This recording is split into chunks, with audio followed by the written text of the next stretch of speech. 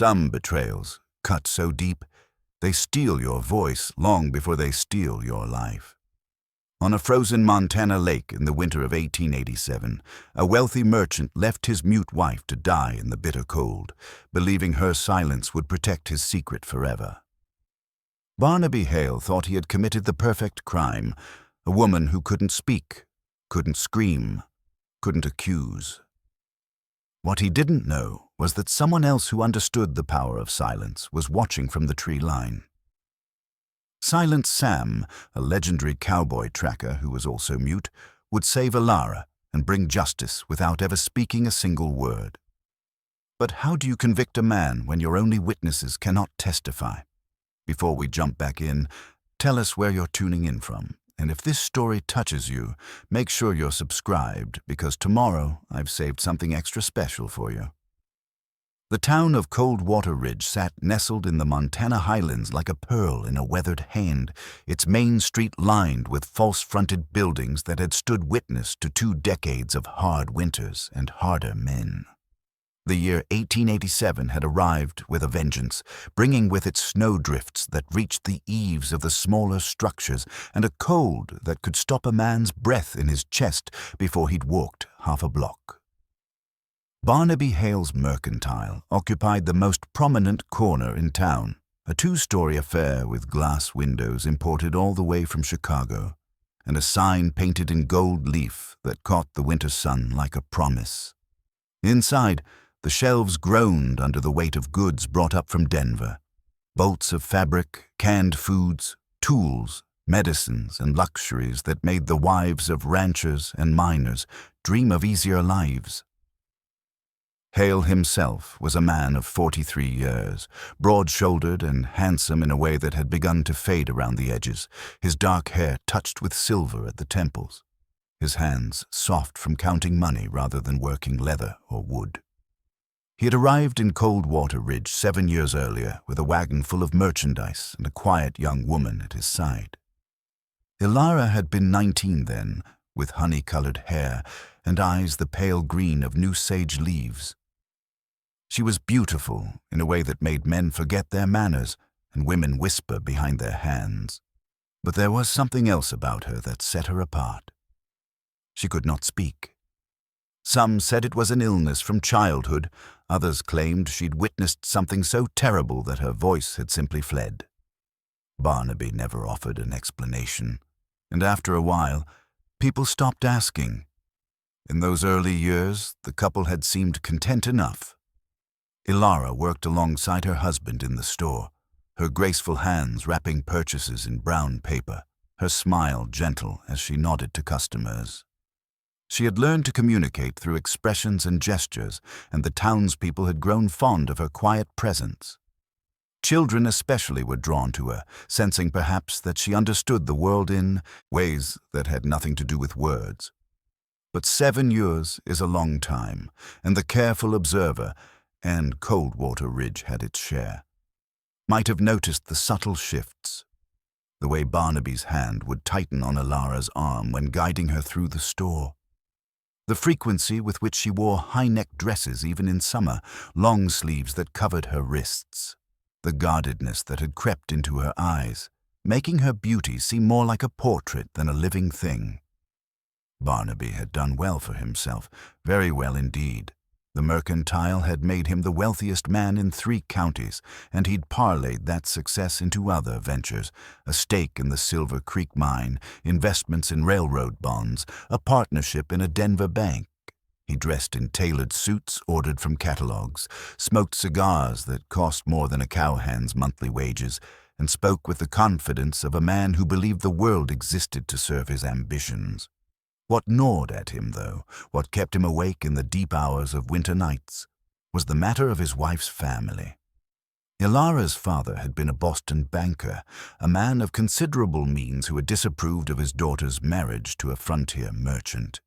He'd cut her off without a penny, but the old man was 83 now, and word had reached Barnaby through careful channels that the banker's health was failing. More importantly, the man had no other children. His fortune, substantial even by Eastern standards, would pass to Elara upon his death. The problem, from Barnaby's perspective, was that Elara had grown increasingly difficult. She'd begun to pull away from him, sleeping in the spare room above the store, avoiding his touch, spending her afternoons at the church rather than tending to business. Worse, she'd started keeping a diary, her elegant handwriting filling page after page with observations he was not permitted to read. And there were the letters, carefully hidden, but not hidden enough, to her father's attorney in Boston, letters in which she detailed her desire to leave Coldwater Ridge, to return east, to file for divorce on grounds of cruelty. Barnaby could not allow it. A divorce would mean scandal, the loss of her inheritance, and questions he had no intention of answering. He'd built his empire through cunning and calculation, and he would not see it threatened by a woman who could not even speak her accusations aloud. That's when the plan had taken shape in his mind, elegant in its simplicity. An accident, a tragedy, the grieving widower who would inherit everything.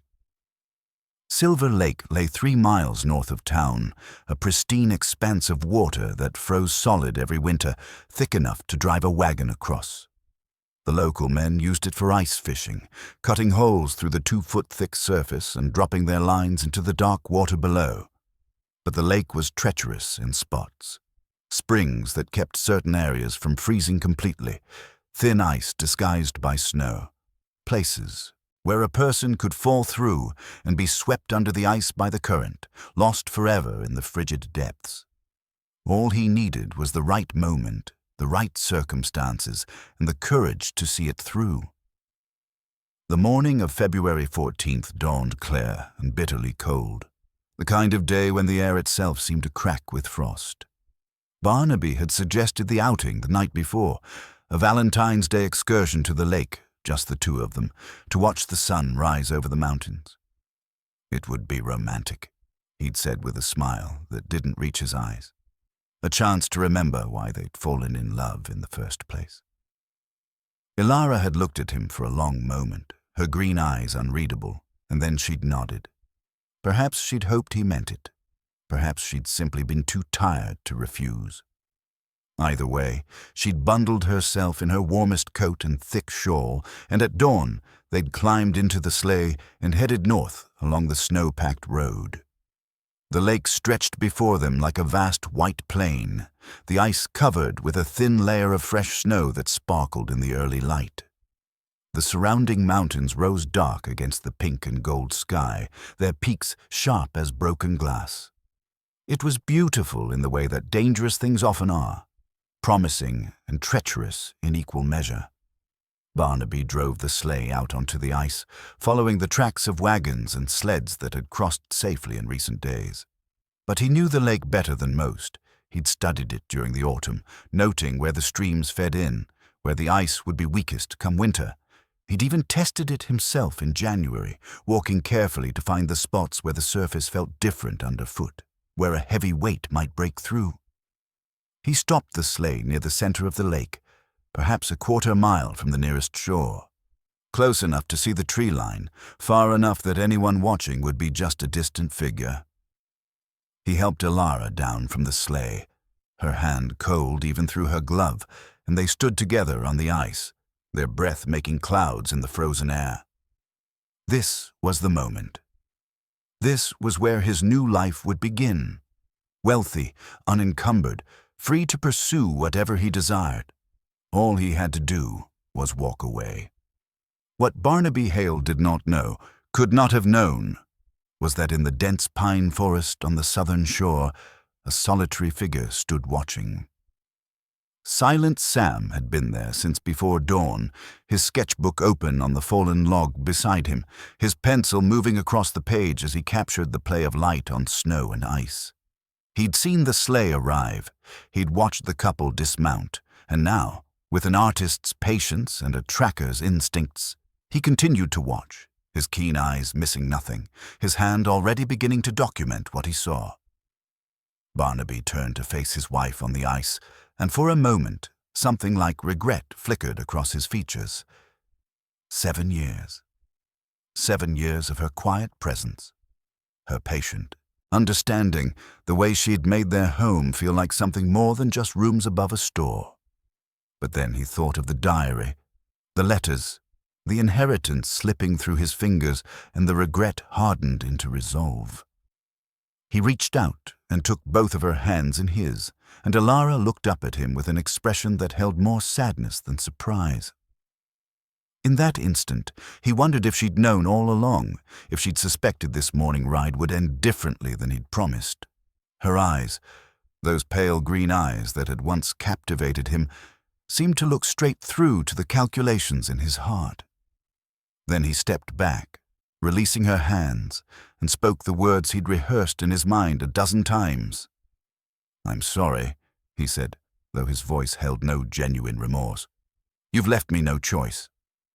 He turned and walked back to the sleigh with deliberate steps, not running, not rushing, just a man returning to his conveyance after a morning walk.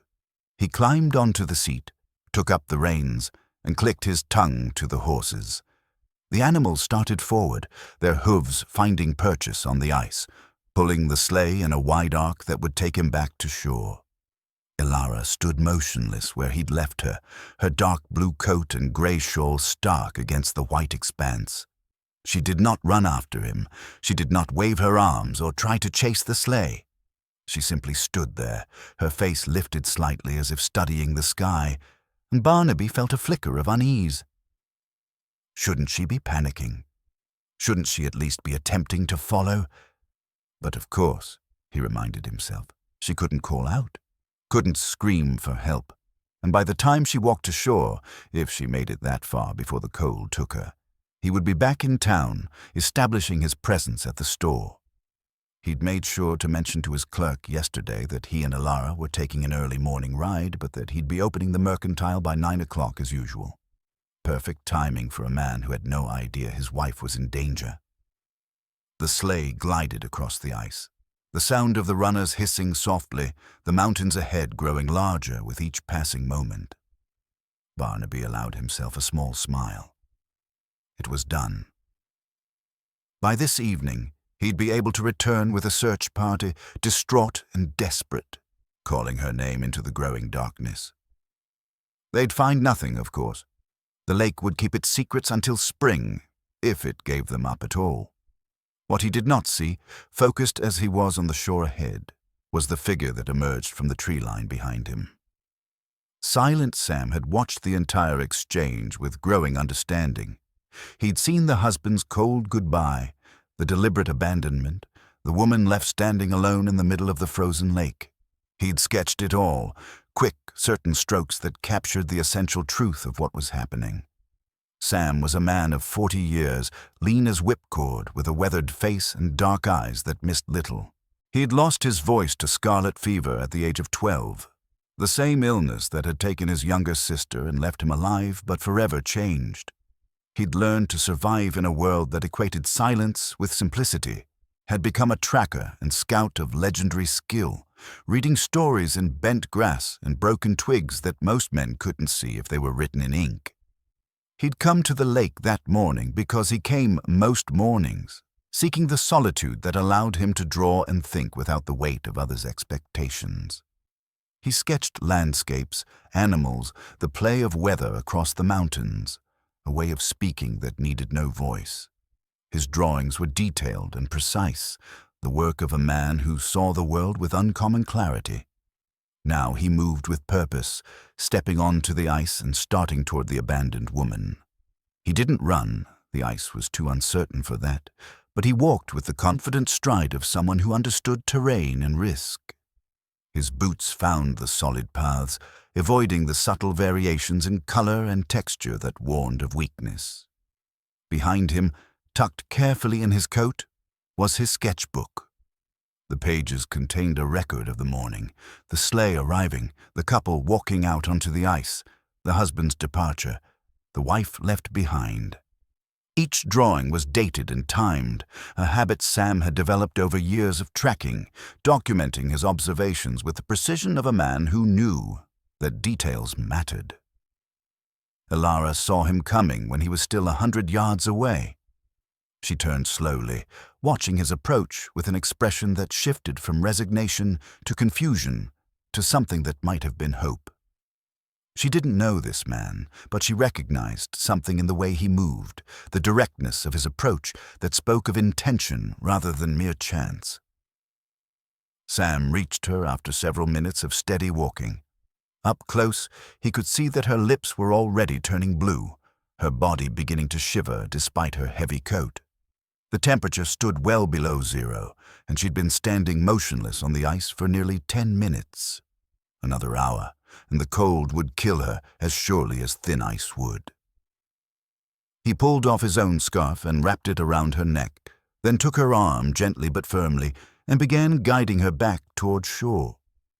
Not the way her husband had gone. Sam had marked those tracks and would avoid them carefully, but toward a different section of shoreline where he knew the ice was thick and solid, where streamside willows marked the safest approach. Elara went with him without resistance, her trust immediate and complete. Perhaps it was the determination in his face, or the gentleness of his touch, or simply the fact that he had come at all. They walked together in silence. What other choice did they have? Their breath clouding the air, their footsteps crunching in the thin layer of snow that covered the ice. It took them 20 minutes to reach the shore, and by then, Elara was shaking violently, her teeth chattering, her legs barely able to support her weight. Sam half carried her the last few yards, guiding her to the log where he'd been sitting earlier. His saddlebags lay there, his supplies for the day, and he quickly pulled out a wool blanket and wrapped it around her shoulders, piling it atop her already considerable layers. From his other bag, he produced a small metal flask and unscrewed the cap, holding it out to her. The sharp smell of whiskey rose into the cold air. Elara took it with shaking hands and drank, coughing as the liquid burned down her throat, but color began to return to her face almost immediately. Sam built a small fire with practiced efficiency, using deadfall and pine needles, striking sparks with flint and steel until the kindling caught. The flames grew quickly, and he positioned Elara close to the warmth, watching as the violent shaking began to subside, replaced by the more manageable tremors of someone who would survive. Only then did he open his sketchbook and show her what he'd drawn. Page after page documented the morning, the sleigh on the ice, the two figures standing together, the moment of separation, the husband driving away, the wife left alone. The drawings were extraordinarily detailed, capturing not just the scene but the geometry of it, distances, positions, the unmistakable narrative of abandonment. Elara looked at the pages for a long time, her green eyes moving from one image to the next. Then she looked up at Sam, and tears began to roll down her cheeks. Not tears of fear or despair, but tears of understanding, of relief, of being seen and believed without having to speak a single word. Sam watched her cry, his weathered face patient and kind, and then he did something remarkable. He pointed to himself and tapped his throat, then shook his head.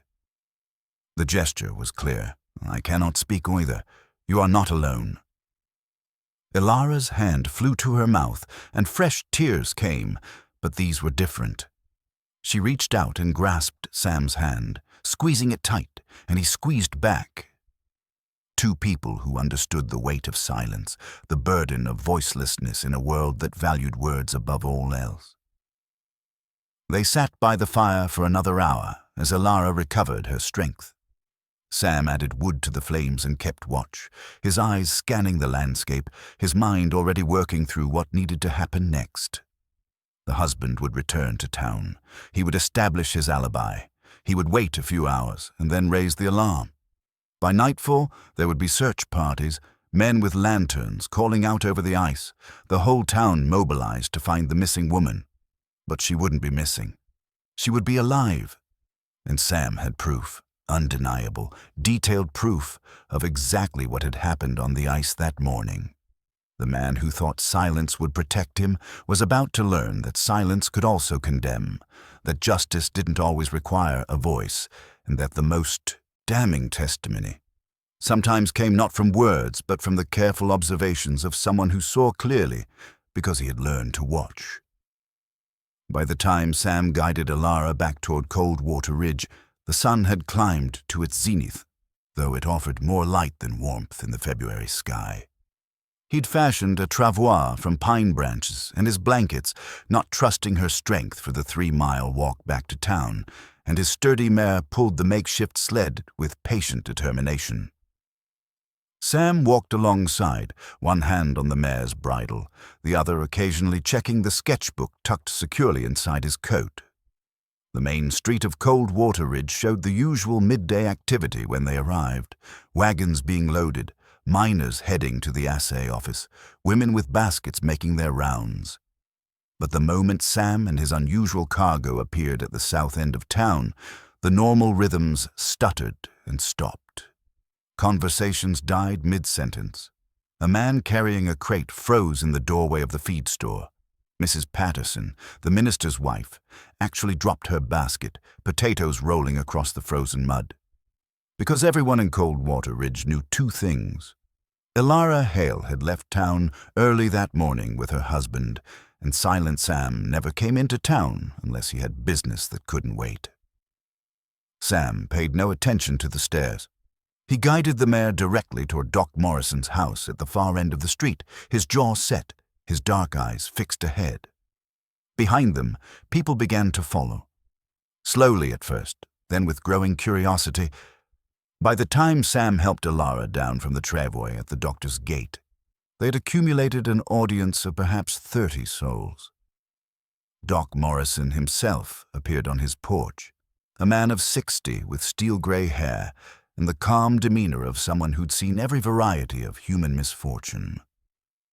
He took in the scene with a single glance.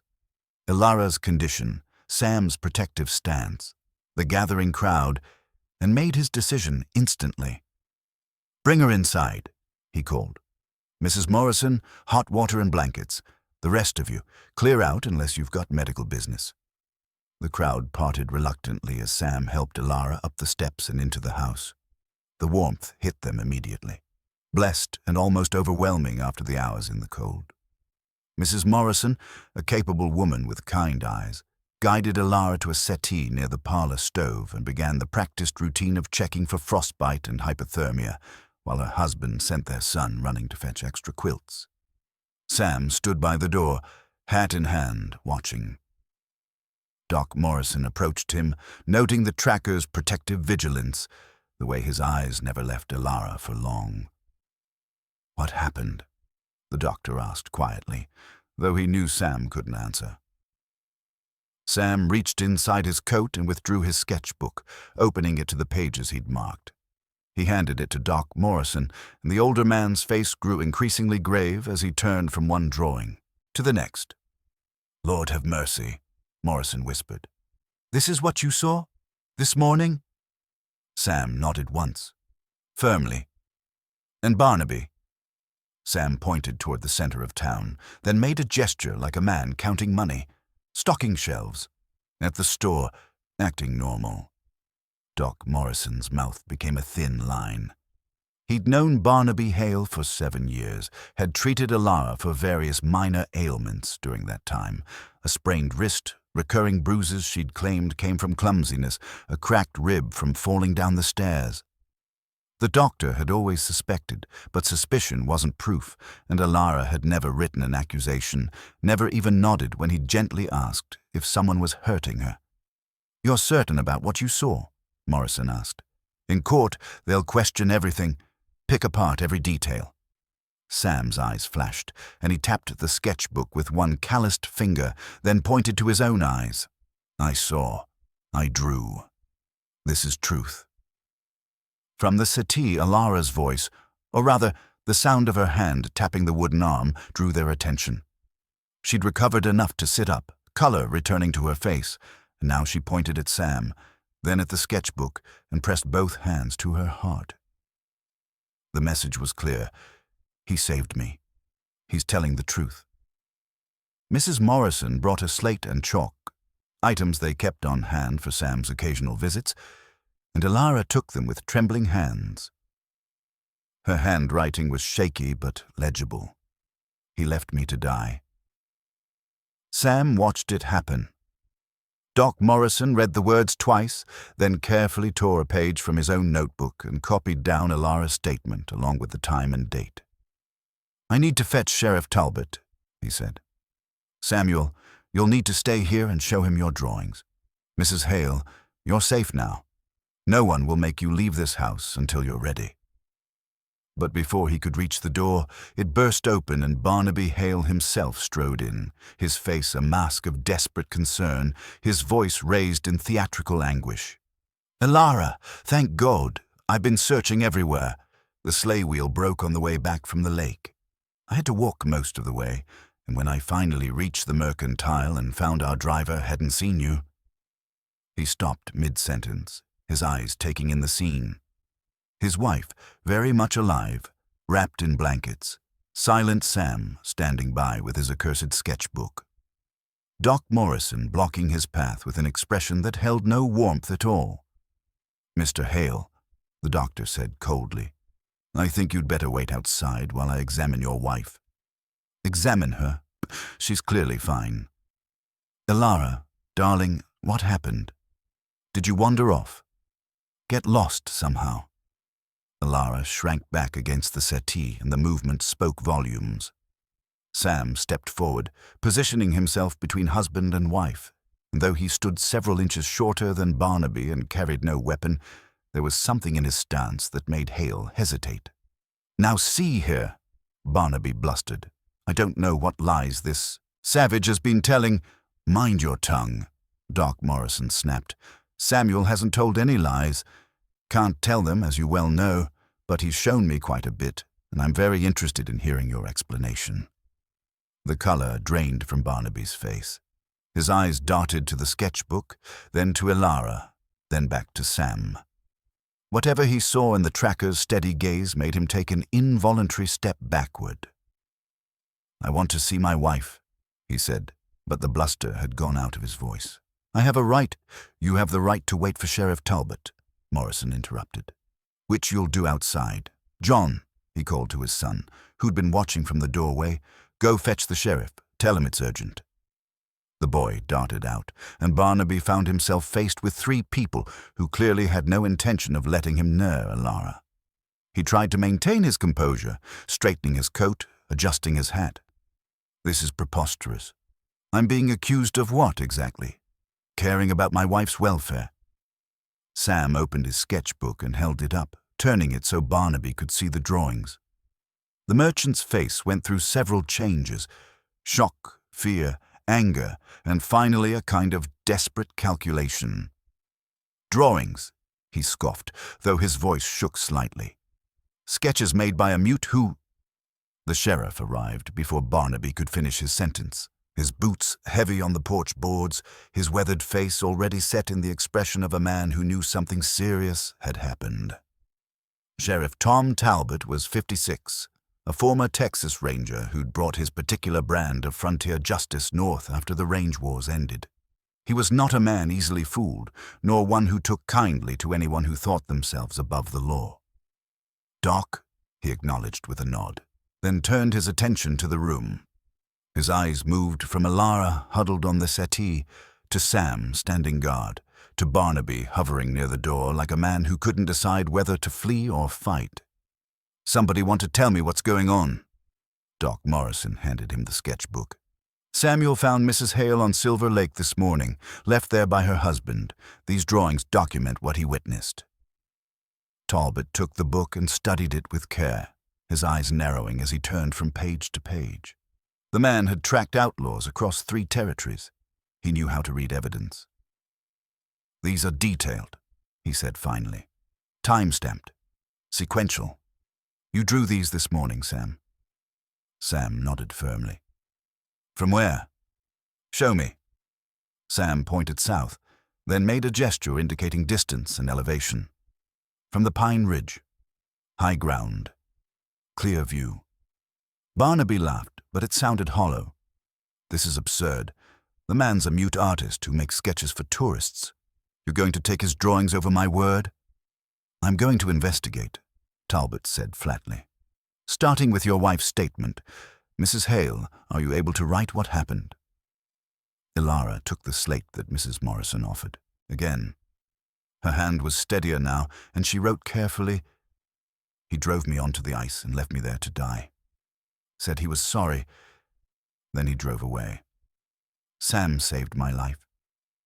Talbot read it, his jaw tightening. "That's a serious accusation, ma'am." She wrote again, "It's the truth." "Now wait just a minute," Barnaby interjected, his voice rising. "She's confused, disoriented. The cold affects the mind. Elara, darling, you know I would never—" "Stop talking," Talbot ordered. "Mr. Hale, I'm going to need you to come with me to the office. We've got questions that need answering." "Am I under arrest?" "Not yet, but you're definitely being detained for questioning. Let's go." Barnaby's face flushed red. "I'm one of the most prominent citizens in this town. I employ half the people on this street.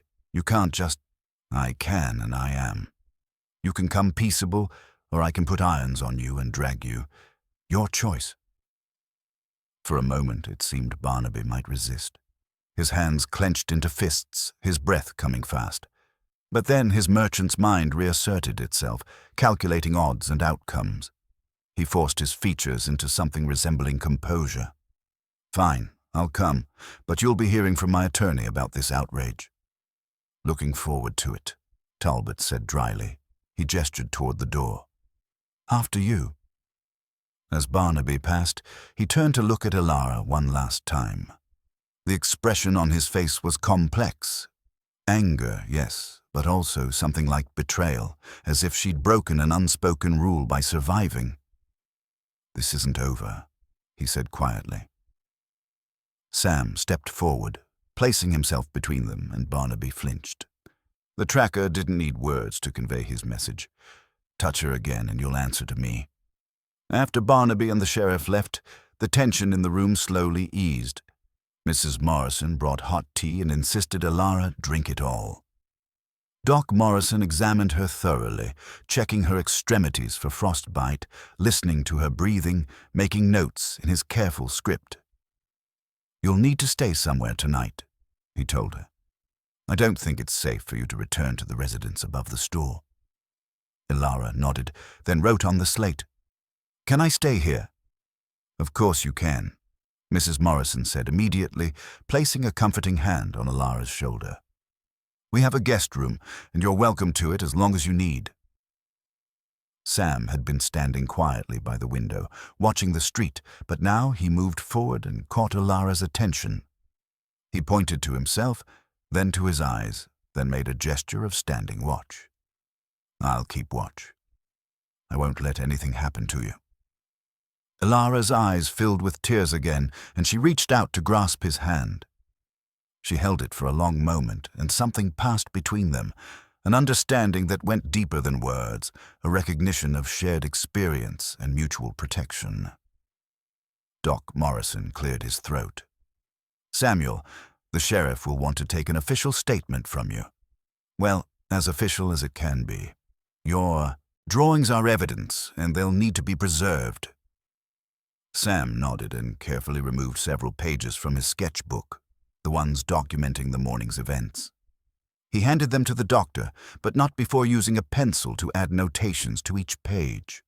Weather conditions, light direction, estimated distances, the precise timing of events.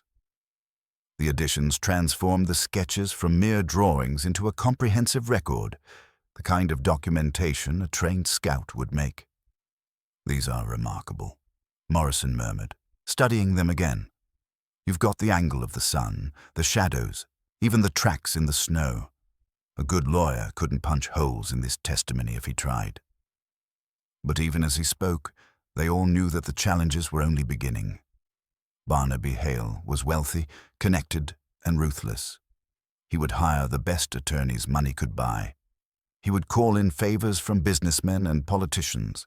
He would paint Elara as a confused, unstable woman, and Sam as a simple-minded vagrant with delusions. The trial, and there would be a trial, would test not just the evidence but the very notion of justice itself. Could a man be convicted on the testimony of two people who could not speak? Would a court believe drawings over a wealthy merchant's word? And perhaps most importantly, would the town of Coldwater Ridge stand with the voiceless, or would they side with the man who signed their paychecks? Night fell early in February, and with it came a bitter wind that rattled the windows and sent most folks hurrying home to their fires. But in Doc Morrison's house, Elara sat wrapped in quilts with a cup of tea growing cold in her hands, her mind racing through the events of the day. She'd woken that morning expecting to die on the ice, her fate sealed by a husband who viewed her as nothing more than an obstacle to wealth. Instead, she'd been saved by a stranger who understood her silence, who saw the truth and documented it with the care of an artist and the precision of a witness. For the first time in 7 years, she felt something she'd almost forgotten: hope. The news spread through Coldwater Ridge like fire through dry timber, but unlike fire, it didn't unite people in common cause. It divided them. By the following morning, the town had split into factions, and the divisions ran deeper than anyone had anticipated. At the barber shop, men argued while waiting for their shaves. At the general store, not Hale's Mercantile, but the smaller establishment run by the widow Chen, women debated in hushed tones over bolts of fabric. Even the children seemed to sense the tension, their games more subdued, their laughter less frequent. The lines were drawn not by simple loyalty, but by complex calculations of debt, dependence, and belief. Barnaby Hale had extended credit to half the businesses in town. He'd invested in the mine that employed 60 men. He sat on the church board and had donated the funds for the new bell tower. When someone needed a loan or a favor, Barnaby was often the man who could make it happen. For a price, of course, but desperation rarely quibbled over terms. On the other side stood those who'd seen the bruises on Elara's arms, who'd noticed her growing isolation, who'd heard the careful silence that hung over the Hale household like smoke. They were fewer in number, but fiercer in conviction, led by voices like Doc Morrison and his wife, by Sheriff Talbot, who dealt with enough violent men to recognize the signs, and by a handful of others who valued justice over commerce. Sam found himself at the center of attention in a way that would have been uncomfortable under any circumstances, but was doubly so for a man who couldn't defend himself with words. People stared at him on the street, some with gratitude, others with suspicion. Twice he'd been accosted by Hale's associates demanding to know what he thought he'd seen, what his angle was, whether he understood the trouble he'd caused. He'd simply looked at them with those dark, steady eyes and walked on. Let them think what they wanted. He knew what he'd witnessed. Elara remained at Doc Morrison's house, recovering not just from her physical ordeal, but from the 7 years that had preceded it. Mrs. Morrison proved to be exactly the kind of ally she needed: practical, protective, and utterly unimpressed by threats or social pressure. When Barnaby's attorney showed up demanding to see Mrs. Hale, the older woman blocked the door with her considerable presence and informed him that her patient was receiving no visitors without Sheriff Talbot present. "This is harassment," the attorney spluttered. "Mr. Hale has every right to see his wife." "Mr. Hale has every right to stay away from the woman he tried to murder," Mrs. Morrison replied calmly. "Now get off my porch before I fetch my husband's shotgun." Inside, Elara was writing, page after page, in a journal that Mrs. Morrison had provided. Not just about the incident on the ice, but about everything that had come before, the controlling behavior that had started small and grown, the verbal cruelty that no one else witnessed, the physical violence that she'd hidden beneath long sleeves and high collars, the financial manipulation that had left her with no money of her own, no means of escape.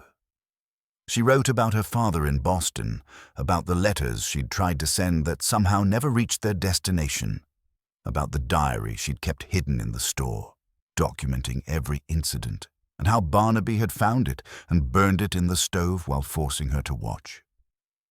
Most painful of all, she wrote about the baby she'd lost 2 years earlier.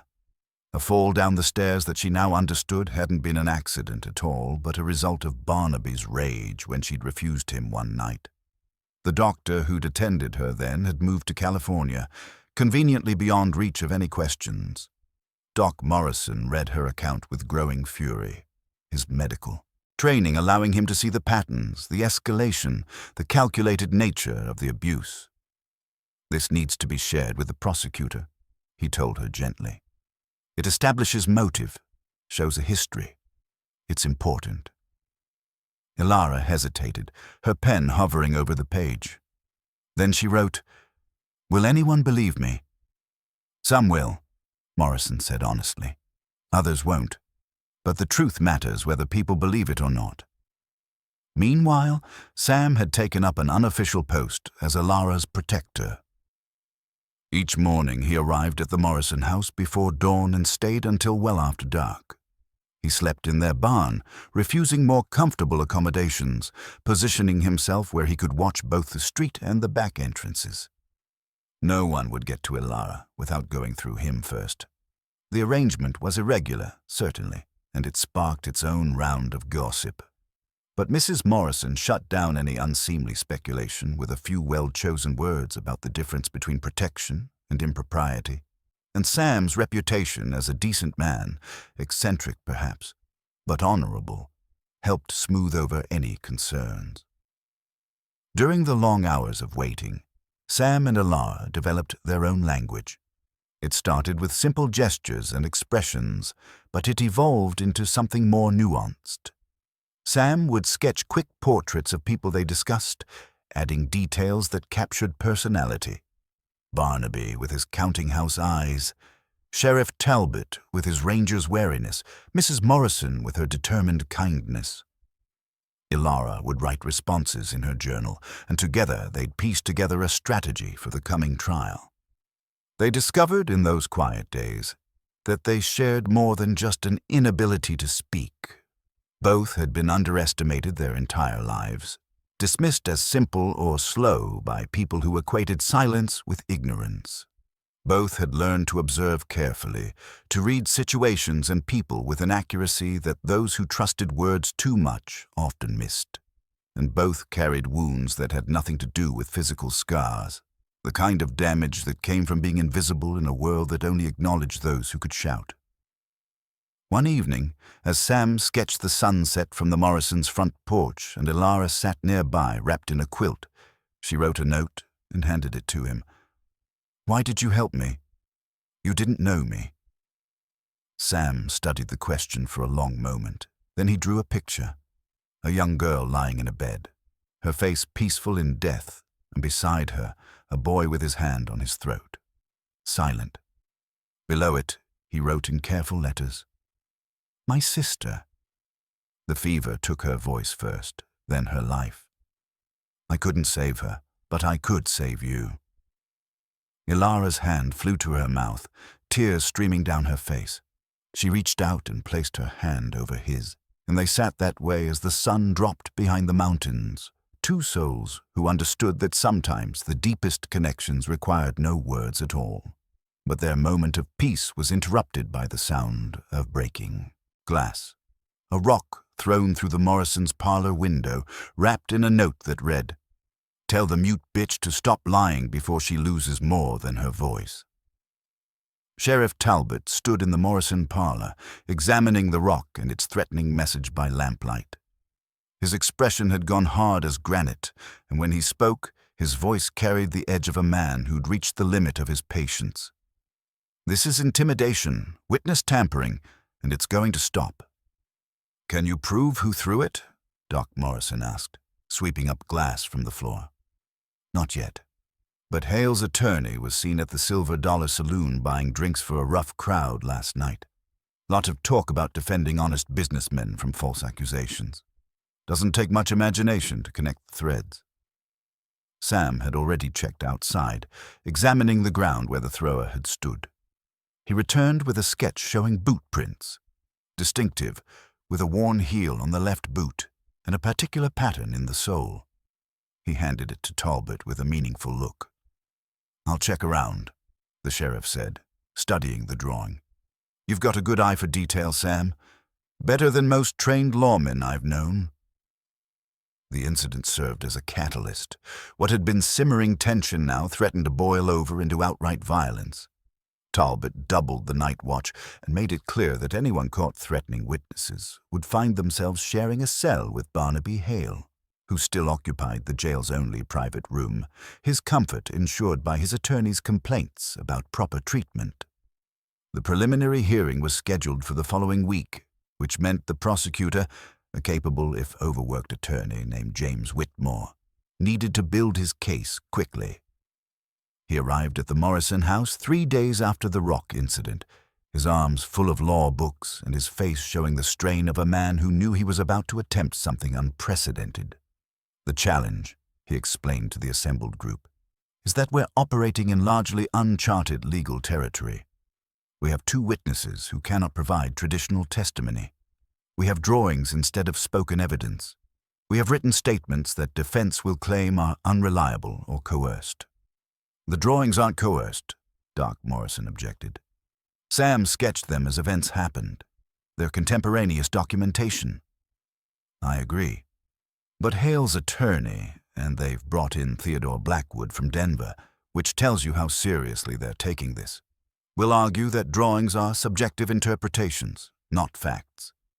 He'll claim Sam could have drawn anything after the fact, that there's no way to verify when the sketches were actually made. Elara wrote urgently on her slate. I can testify in writing. I can describe what happened. And you will, Whitmore assured her. But again, defense will claim you're a scorned wife seeking revenge, that your accusations are motivated by a desire for your husband's money, that your muteness makes it impossible to cross-examine you effectively. Sam's jaw tightened.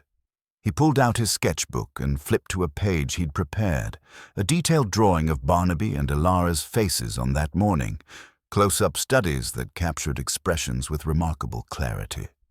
Barnaby's face showed calculation, cold determination. Elara's showed resignation and sadness, but not surprise. These weren't drawings made from memory. They had the immediacy of observation, the kind of detail that only came from drawing life. Whitmore studied them with growing interest. These are extraordinary. You captured the morning light, the shadows, even the breath vapor in the air. Details that couldn't be fabricated later. He looked up at Sam with new respect. You're not just a witness. You're a forensic documentarian. Over the next few days, Whitmore built his case with the thoroughness of a man who knew he had only one chance to get it right. He photographed Sam's drawings, creating permanent records. He took statements from Doc Morrison about Elara's condition when she arrived. He investigated Barnaby's finances and discovered a pattern of investments that would only pay off if he was unmarried, including a pending business deal that specifically excluded partners with spouses. More damaging still, he found letters. Elara's father's attorney in Boston had been trying to reach her for months, writing to addresses in Coldwater Ridge that should have reached her, but somehow never did. The letters spoke of her father's failing health, his desire to reconcile, his intention to restore her inheritance. Barnaby had been intercepting the mail, not difficult for a man who ran the mercantile and had connections with the postal rider. This establishes motive, Whitmore said, spreading the letters across Morrison's dining table. He knew about the inheritance. He knew it would only come to her, not to him, unless she was dead and he was her widower. And he knew she was trying to leave him. But Barnaby wasn't simply sitting in jail accepting his fate. He'd been busy as well, using his considerable influence to shape public opinion. The newspaper, whose editor owed Hale money, ran a carefully worded editorial questioning whether the testimony of a mute tracker was sufficient grounds for such serious charges. Barnaby's friends spoke loudly about his contributions to the community, his generosity, his standing as a pillar of society. More insidiously, rumors began to circulate about Elara and Sam. Whispers that they'd been carrying on an affair, that the whole incident was staged so they could be together and claim Elara's inheritance. Never mind that Sam and Elara had never met before that morning. Rumor didn't require logic, only repetition. Mrs. Morrison fought back with her own weapons, hosting a gathering of the town's women and showing them Elara's written account, letting them read about years of abuse, about the baby lost, to violence, about the systematic isolation and control. Many of the women had their own stories, husbands who drank too much, fathers who ruled with iron fists, brothers who thought women were property. They might not all support Elara publicly, but they understood her truth in a way the men couldn't. Sam continued his vigilance, but now he also began documenting everything, drawing the faces of men who loitered suspiciously near the Morrison house, sketching the patrol patterns of Talbot's deputies, creating a visual record of the town's divided state.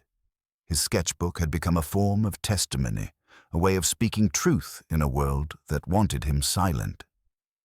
One evening, as Sam and Elara sat on the porch in the cold twilight, she wrote him a note. "I'm frightened. Not of dying. I made peace with that on the ice. But of him winning, of everything continuing as if it never happened." Sam read the note, then drew a picture. Two people standing on ice, but this time they weren't alone. Behind them stood a crowd of figures, some clear, some shadowy, representing everyone who would stand with them. Below it, he wrote, "You're not alone anymore. Neither am I." The preliminary hearing was set for Monday morning. Justice, such as it was, would have its day in court. The courtroom was built into the back of the town hall, a modest space with wooden benches and a judge's platform that had seen everything from claim disputes to murder trials. By 8 o'clock Monday morning, every seat was filled and people stood 3 deep along the walls. This wasn't just a hearing. It was the social event of the season, the kind of spectacle that would be discussed for years to come. Judge Marcus Hendricks presided, a man of 68 who'd served on the territorial bench for 3 decades. He was known for his fairness, his impatience with theatrics, and his particular disdain for men who abuse their positions of power. Some said he'd once been married to a woman whose first husband had beaten her. Whether true or not, he had a reputation for treating domestic violence cases with unusual seriousness. Barnaby sat at the defense table looking every inch the respectable merchant. Freshly barbered, wearing his finest suit, his expression appropriately grave, but not guilty. Theodore Blackwood sat beside him, a silver-haired attorney whose fees were rumored to exceed a working man's yearly wages. Blackwood had won acquittals in cases that seemed unwinnable.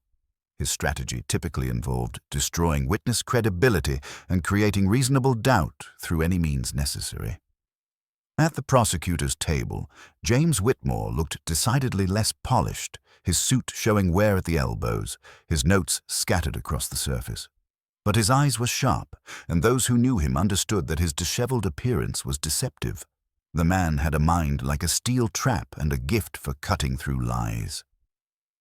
Elara sat in the front row behind the prosecution, flanked by Mrs. Morrison and Doc Morrison. She wore a simple gray dress, her honey-colored hair pulled back severely, her pale green eyes fixed on the judge. Sam sat beside her, his sketchbook closed on his lap, his weathered hands resting quietly on its cover. Judge Hendricks called the court to order with 3 sharp raps of his gavel. "This is a preliminary hearing to determine if sufficient evidence exists to bind over Barnaby Hale for trial on charges of attempted murder. Mr. Whitmore, you may proceed." Whitmore stood, gathering his notes. "Your Honor, we will demonstrate that on the morning of February 14th, the defendant deliberately transported his wife to the center of Silver Lake and abandoned her there, knowing she could not call for help and intending that she freeze to death. We have physical evidence, witness testimony, and documented motive." "Objection," Blackwood said smoothly, rising to his feet. "The prosecution uses the term testimony rather loosely. Their primary witness is a mute who can offer no testimony under oath, and the alleged victim is similarly unable to provide the kind of cross-examinable statement required by law." We'll get to that, Hendricks said dryly. Overruled for now. Continue, Mr. Whitmore. I call Samuel Hayes to present evidence. Sam stood and walked to the witness box, his boots loud on the wooden floor. The bailiff held out a Bible, then paused, uncertain. How did one swear in a witness who couldn't speak? Sam solved the problem by placing his right hand on the Bible and raising his left hand, then nodding firmly to indicate his oath. Hendricks accepted it with a slight smile. Mr. Hayes, Whitmore began, you witnessed events on Silver Lake on the morning of February 14th. Sam nodded. And you documented what you saw? Another nod. Sam opened his sketchbook and carefully removed the pages he'd marked, handing them to Whitmore, who passed them to the judge. Hendricks studied each drawing with meticulous attention, occasionally glancing at Sam, then at Barnaby. The courtroom was utterly silent as the judge examined the evidence. The sleigh arriving, the couple on the ice, the moment of abandonment, Barnaby driving away, Elara left standing alone. These are remarkably detailed, Hendricks observed. Mr. Hayes, you included time notations. Sam nodded and pointed to the corner of each drawing where he'd written times based on the sun's position and his pocket watch, and weather conditions, shadow angles, distances. Another nod. Mr. Blackwood, do you wish to question the witness? The defense attorney stood, his expression calculating. Mr. Hayes, you claim these drawings were made during the events depicted. But how can this court verify that? For all we know, you drew these days later, working from imagination. Sam's eyes flashed. He pulled out his sketchbook and flipped through pages, showing drawings from the previous week. Landscapes, animals, all dated and time-stamped in the same careful manner. Then he showed the sequence from February 14th, demonstrating how the pages were part of an unbroken chronological record. Whitmore stood. Your Honor, may I approach with additional evidence? At the judge's nod, he produced several items. Sam's worn notebook with weather observations for the past month. A letter from a Denver art dealer who'd purchased Sam's drawings and could vouch for his habitual dating and time-stamping practice, and testimony from Sheriff Talbot about Sam's reputation for accuracy in tracking. But Blackwood wasn't finished. Even if we accept that Mr. Hayes drew these on the date in question, drawings are inherently subjective. They're one man's interpretation of events. Perhaps Mr. Hayes saw Mr. and Mrs. Hale on the lake and invented a sinister narrative from innocent actions. Whitmore smiled slightly. Your Honor, we have corroborating testimony. From whom? Surely not from Mrs. Hale, who... Whitmore cut him off. From the defendant himself. A murmur rippled through the courtroom. Barnaby's face went pale. Explain, Hendricks ordered. When Barnaby Hale arrived at Doc Morrison's house that afternoon, he claimed the sleigh wheel had broken, forcing him to walk back to town. He said he'd been searching for his wife, but Sheriff Talbot investigated the route Hale would have taken from Silver Lake to Coldwater Ridge. Whitmore nodded to Talbot, who stood from his seat in the courtroom. Your Honor, I found no evidence of wheel damage. No abandoned sleigh. No tracks showing Hale walking. Instead, I found evidence that he drove directly back to town, arriving approximately 45 minutes after leaving the lake. Just enough time to stable his horses and position himself at his store as if he'd been there all morning. That's not corroboration, Blackwood protested. That's circumstantial. There's more, Whitmore interrupted. He produced a document. This is a ledger from Hale's store, showing that he sold goods to 3 different customers between 9 and 10 o'clock that morning, all time-stamped by his clerk. Yet he claims he didn't return to town until afternoon, after discovering his wife missing. Barnaby lurched to his feet.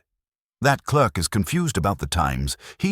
Sit down, Mr. Hale, Hendricks ordered sharply. You'll have your chance to testify if your attorney chooses to put you on the stand. But the damage was done. The courtroom had seen Barnaby's panic, the cracks in his carefully constructed alibi. And there was still more evidence to come. Whitmore called Doc Morrison to the stand next. The doctor testified about Elara's condition when she arrived, the early stages of hypothermia, the ice crystals in her clothing, the exhaustion consistent with walking across the frozen lake. He described her physical state with clinical precision, but he also spoke about something else. "In my years practicing medicine," Morrison said, "I've treated Mrs. Hale for various injuries. Sprained wrist, bruised ribs, contusions on her arms. Each time she indicated through writing or gesture that these were accidents. Falls, clumsiness. But the pattern troubled me." "Objection," Blackwood said. "The witness is speculating about events he didn't witness." "Your Honor," Whitmore countered, "Dr. Morrison is establishing a history relevant to the defendant's state of mind and relationship with the alleged victim." "I'll allow it, but stay within the bounds of what you directly observed, Doctor." Morrison nodded. "What I observed was a pattern consistent with domestic abuse. Injuries that couldn't be fully explained. A patient who grew increasingly withdrawn, who avoided eye contact, who flinched when her husband entered the room." "You never reported these suspicions?" "Mrs. Hale never confirmed them. Without her statement, I had no grounds. She's not capable of providing verbal testimony, and she never wrote an accusation until after the incident on the lake." But she had written something, and Whitmore now produced it. The journal Elara had been working on at the Morrison house, pages and pages documenting 7 years of marriage. He handed it to Judge Hendricks. "Your Honor, I request that Mrs. Hale's written account be entered into evidence and read aloud." Blackwood was on his feet instantly. "Absolutely not. This is hearsay at best, fabrication at worst. There's no way to verify when these pages were written or whether Mrs. Hale wrote them under duress or coaching." "The handwriting can be authenticated," Whitmore argued. "Mrs. Hale has written numerous notes over the years, grocery lists, correspondence with vendors at the store. We can verify this is her hand." "That doesn't prove the content is truthful." Hendricks held up a hand for silence. He had been reading the journal as they argued, his expression growing increasingly grim. Finally, he looked up. "I'm going to allow portions of this into the record. Mrs. Hale has the right to tell her story, even if she cannot speak it aloud. However, I'll limit it to entries that directly relate to the incident in question and the defendant's state of mind leading up to it." He began to read, and the courtroom fell utterly silent. "November 12th, 1886. B found the letter from father's attorney today. He burned it in the stove and told me I would never see my father again. He said if I tried to leave, he would make sure I regretted it. I'm afraid of what that means." December 3rd, 1886. He grabbed my arm so hard today that I thought the bone would snap. All because I didn't greet one of his business associates with enough enthusiasm. He apologized later, said the stress of business was getting to him, but his eyes were cold when he said it. January 28th, 1887. I've been thinking about the lake, about how deep it is, how cold, about how a person could disappear beneath the ice and never be found. The way B talks about it sometimes, describing the ice fishermen's accidents with a strange fascination, makes me uneasy. February 13th, 1887. He suggested an outing to the lake tomorrow morning. Valentine's Day, he said. Romantic. But there was something in his voice that made my blood run cold. I don't want to go, but I don't think I have a choice. Hendricks finished reading and set the journal down with deliberate care. "Mr. Blackwood, would you like to cross-examine Mrs. Hale about these entries?" It was a trap, and Blackwood knew it. If he questioned her aggressively, he'd look like a bully attacking a disabled woman. If he questioned her gently, he'd validate her testimony. He chose a middle path. "Mrs. Hale," he said, standing at his table rather than approaching the witness box where Elara now sat, slate and chalk in hand. "You claim my client was abusive. Yet you never sought help from the sheriff, never filed a complaint, never left. Why?" Elara wrote carefully, her handwriting steady despite the tension. I had no money, no family nearby, and I couldn't speak. Who would believe me? You managed to communicate well enough with shopkeepers, with church members. Surely you could have written a note to the authorities. She wrote again. I was afraid. He controlled everything, the money, the mail, where I could go, and he made it clear what would happen if I tried to leave. Made it clear how? Did he threaten you explicitly? Yes. He said if I tried to leave or expose him, he'd make sure I disappeared and no one would question it. He said a mute woman could vanish easily, and who would raise an alarm? A collective gasp rippled through the courtroom. Barnaby's face had gone from pale to flushed, his hands gripping the table edge. Blackwood pressed on, though his confidence seemed shaken. And yet here you are, making these allegations only after a mysterious man, a stranger, appears to save you. Isn't it convenient that this tracker you'd never met happened to be in exactly the right place at exactly the right time? Sam stood abruptly, and Judge Hendricks raised an eyebrow. Mr. Hayes? Sam strode to the evidence table and retrieved his sketchbook, flipping it open to a page from early February. He showed it to the judge. A drawing of the same stretch of shoreline, same stand of pines, dated 2 weeks before the incident. Then another from January, and another from December. Page after page showing that Sam had been sketching at that location regularly for months. Whitmore stood. Your Honor, Mr. Hayes has been documenting the Silver Lake landscape since last autumn. Multiple witnesses can testify that he frequents that location. His presence there on February 14th wasn't coincidence, it was routine. Hendricks nodded slowly. The court accepts that explanation. Continue, Mr. Blackwood. But the defense attorney had lost momentum. He tried a few more questions, suggesting that Elara misinterpreted her husband's intentions, that the cold had confused her, that she was seeking her father's money. But each answer she wrote undermined his arguments. Finally, Whitmore played his trump card. Your Honor, I have one more piece of evidence. It concerns the defendant's financial motive. He produced a sheaf of papers, contracts, letters, bank documents. These show that Barnaby Hale has been negotiating a major business deal with investors in Denver. The deal would make him substantially wealthier, but it comes with a stipulation. He handed the key document to Hendricks, who read it aloud. Partners must be unmarried or prove sole financial control. No shared assets or inheritance complications. Whitmore continued. The defendant stood to gain significantly from his wife's death. He would inherit her father's fortune as her widower, estimated at over $200,000, and he would qualify for this business partnership without the complication of a wife with independent means.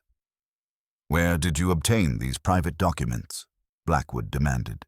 Subpoena, properly executed. The Denver bank was very cooperative once we explained we were investigating attempted murder. Barnaby finally broke. He stood, knocking his chair backward, his face contorted with rage. She was going to leave me. After everything I built, everything I gave her. That money was supposed to be ours, but she wanted to take it and run back to Boston, back to that self-righteous old bastard who never thought I was good enough. Barnaby, sit down, Blackwood hissed, grabbing his client's arm. But Barnaby shook him off. You want to know why I took her to the lake? Because she was ruining everything, all my plans, all my work, and she couldn't even have the decency to be grateful for the life I provided. The courtroom erupted. Judge Hendricks banged his gavel repeatedly. Order, order in this court. Sheriff Talbot was already moving, crossing to the defense table with 2 deputies. Barnaby saw them coming and seemed to realize what he'd done. His face went slack, all the fury draining away to leave only hollow comprehension.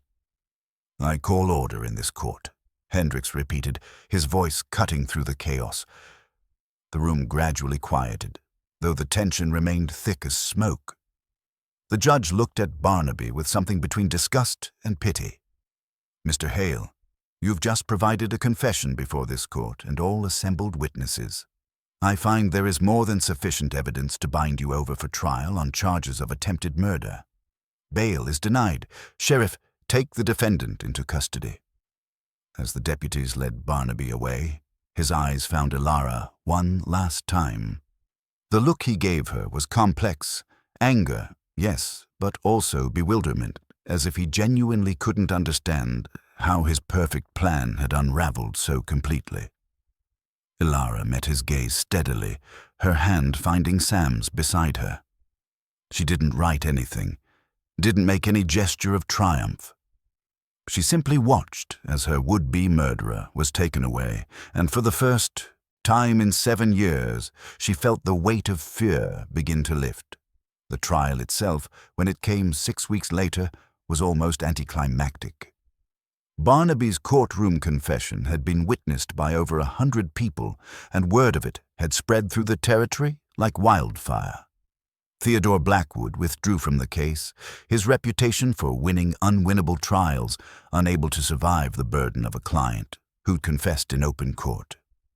A new attorney, younger and far less confident, took over the defense and immediately began negotiating a plea agreement. But the prosecutor wasn't interested in deals. James Whitmore had seen too many powerful men escape justice through money and influence. This time, he wanted the full weight of the law brought to bear. The trial lasted 3 days. Sam's drawings were entered into evidence and passed among the jury. 12 men from surrounding counties, chosen specifically because they had no business dealings with Barnaby Hale. They studied each sketch with intense concentration, tracing the sequence of events with their eyes, seeing the story unfold in graphite and paper. Elara testified again, this time with her written account supplemented by a translator, a woman from the church who was fluent in sign language and could interpret Elara's gestures for the jury. Together, they painted a picture of systematic abuse, escalating control, and finally, the cold calculation of attempted murder. Doc Morrison testified about the physical evidence. Sheriff Talbot described his investigation of the ice, the tracks, the damning absence of any broken sleigh wheel. Merchants from Denver testified about the business deal and its stipulations. The postal rider confirmed that he delivered multiple letters addressed to Elara that somehow never reached her, always handed to Barnaby at the store. The defense tried to argue temporary insanity, claiming Barnaby had been under extreme stress and hadn't been in his right mind. But the careful planning, the choice of location, the timing, the alibi preparation, all undermined that claim. This wasn't a crime of passion.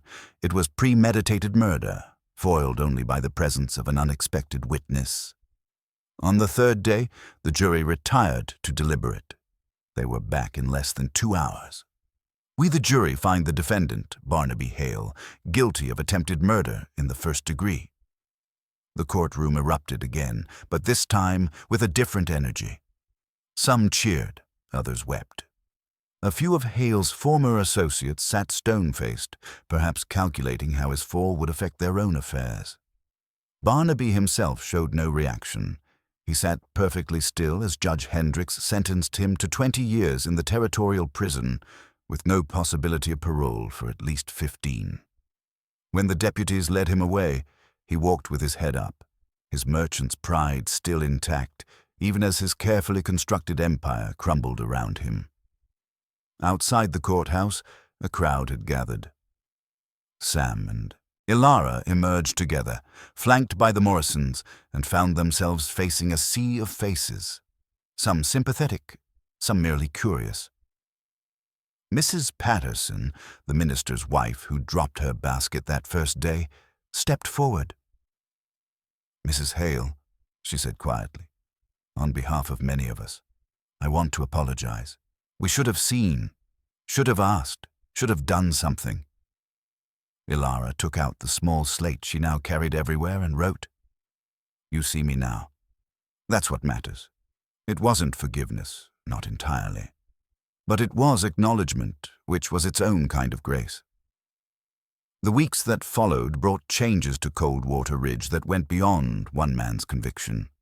Hale's mercantile was seized to pay his legal debts, and the store was eventually sold to a cooperative of local merchants who ran it with considerably more fairness and less control. The church used funds from Hale's forfeited donations to establish a shelter for women in difficult situations, a place where those fleeing abuse could find temporary refuge. Elara received word from Boston that her father had passed away peacefully in his sleep 2 weeks before the trial ended. The old man had lived long enough to hear that his daughter was safe and her tormentor would face justice. His will left everything to Elara.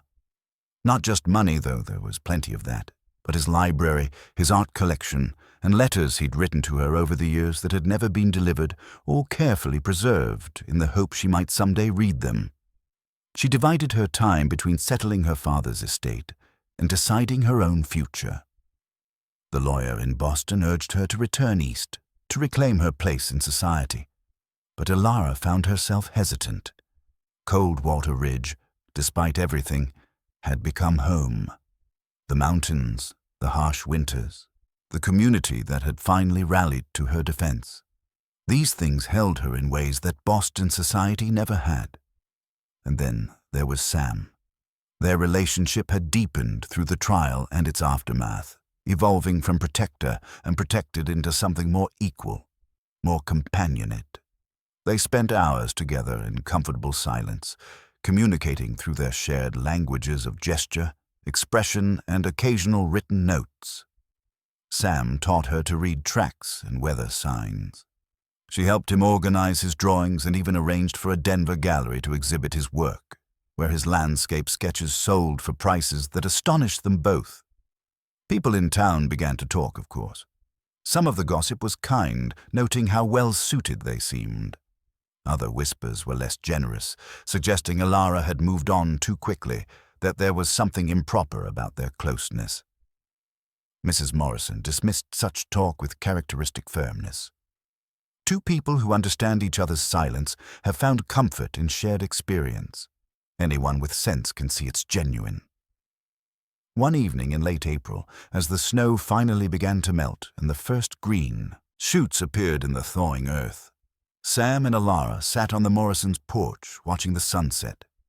Sam had his sketchbook open, but for once he wasn't drawing landscapes.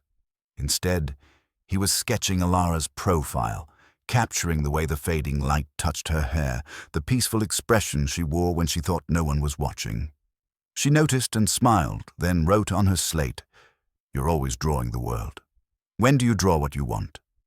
Sam paused, his pencil hovering over the page. Then he wrote carefully below his sketch, "I'm drawing her now." Elara read the words, and her breath caught. She looked at him for a long moment, seeing him truly, this weathered, quiet man who had saved her life and then stood beside her through everything that followed. A man who understood that love didn't require poetry or grand declarations, that sometimes the deepest connections were forged in shared silence. She took the pencil from his hand and wrote, "Then you should draw a future too." Sam met her eyes, and in that gaze was a question. Elara answered by taking his hand, lacing her fingers through his, and nodding. They were married 2 months later in a simple ceremony at the church, with Doc and Mrs. Morrison standing as witnesses. There were no spoken vows. How could there be? Instead, they signed their promises, writing them out in careful script and reading them silently to each other while the minister blessed their union. The town turned out for the celebration, most of them genuinely happy to see Elara find peace and Sam find companionship. They bought a small ranch outside town, a place with good water and mountain views where Sam could draw and Elara could finally live without fear. 5 years passed, and the story of what happened on Silver Lake became part of Coldwater Ridge's history, the tale of justice found through silence, of two people who needed no words to speak truth. Barnaby Hale served his sentence in the territorial prison, and if he ever expressed genuine remorse, no record of it survived. His name was gradually forgotten, his legacy reduced to a cautionary tale about the dangers of greed and pride. Elara and Sam's ranch prospered in quiet ways. They raised horses, sold Sam's artwork through galleries in Denver and San Francisco, and became known for their hospitality to travelers passing through. Their home had a reputation as a place where those who had trouble speaking, whether from disability, trauma, or simply shyness, could find welcome and understanding. They never had children of their own, but they became foster parents to several over the years, including a young deaf boy whose parents had died in a mining accident and a girl who'd stopped speaking after witnessing violence. These children learned that silence wasn't weakness, that communication took many forms, and that love could be expressed as clearly through actions as through words. On February 14th each year, Sam and Elara returned to Silver Lake together. Not to the place where Barnaby had abandoned her. They avoided that spot, letting the ice and snow reclaim it, but to the shoreline where Sam had been sketching when he witnessed the crime. They would stand there as the sun rose, watching the light play across the frozen surface, remembering the morning that had changed both their lives. Sam always brought his sketchbook, and each year he added one more drawing to his collection. The lake in winter, beautiful and treacherous, a reminder that survival sometimes required being seen by the right person at the right moment. This particular morning, 5 years after the trial, Elara carried something new, a leather-bound book, professionally printed, with Sam's drawings reproduced on fine paper. The frontispiece read, "Silent Testimony, a true account of justice found through art and determination by Samuel Hayes and Elara Hayes." They'd published their story, not for fame or fortune, but because they'd received too many letters from people who felt voiceless, people who believed the system wasn't built for those like them. The book was their answer. Proof that silence wasn't surrender, that justice could come even to those who couldn't shout for it. A small crowd had gathered that morning to commemorate the anniversary. Doc and Mrs. Morrison, now both graying but still spry. Sheriff Talbot, retired but still respected. James Whitmore, who'd gone on to become territorial judge, and dozens of others whose lives had been touched by the trial and its aftermath. Mrs. Morrison read aloud from the book's conclusion, her voice carrying across the cold morning air. In a world that values words above all else, we forget that truth can be written in many languages, in drawings, in gestures, in the quiet determination of those who refuse to be silent just because they cannot speak. This is our story, but it is also the story of everyone who has ever felt unseen, unheard, or dismissed. Justice doesn't always arrive with trumpets and speeches. Sometimes it comes on a winter morning, sketched by careful hands, witnessed by patient eyes, and defended by those who understand that the most powerful testimony sometimes requires no voice at all. The gathering stood in silence for a moment, letting the words settle. Then, one by one, they began to sign. Those who knew sign language teaching those who didn't, hands moving in the cold air, expressing gratitude and solidarity in gestures that needed no translation. Sam watched them, his weathered face showing the smallest smile. He opened his sketchbook to a blank page and began to draw. Not the lake or the mountains this time, but the people gathered there, their hands raised in communication, their faces showing determination and hope. It would be his finest work yet, a portrait of community built on understanding rather than words. Elara stood beside him, her hand resting lightly on his shoulder, and together they watched the sun climb higher, burning off the morning mist, illuminating a world where silence had found its voice and justice had prevailed, not in spite of their limitations, but because of their strengths. The lake stretched before them, frozen and beautiful, no longer a place of fear, but a reminder that even the coldest betrayal could be survived, that even the deepest silence could speak volumes, and that sometimes the most eloquent testimony came from those who never said a word. As the crowd began to disperse, heading back to warm homes and hot coffee, one person remained, a young woman, perhaps 20, who'd been standing at the edge of the gathering. She approached Sam and Elara hesitantly, and when she had their attention, she pointed to her own throat and shook her head. Then she held up a sketchbook of her own, her hands trembling slightly. Sam and Elara understood immediately. Another artist, another person who'd found their voice in drawings rather than words. They welcomed her with smiles and gestures, inviting her back to the ranch, and as the three of them walked together toward the horses, Sam caught Elara's eye and saw his own thought reflected there. The circle continues. The silence speaks, and justice, when it comes, needs no announcement. It simply is, witnessed by those with eyes to see and hearts to understand.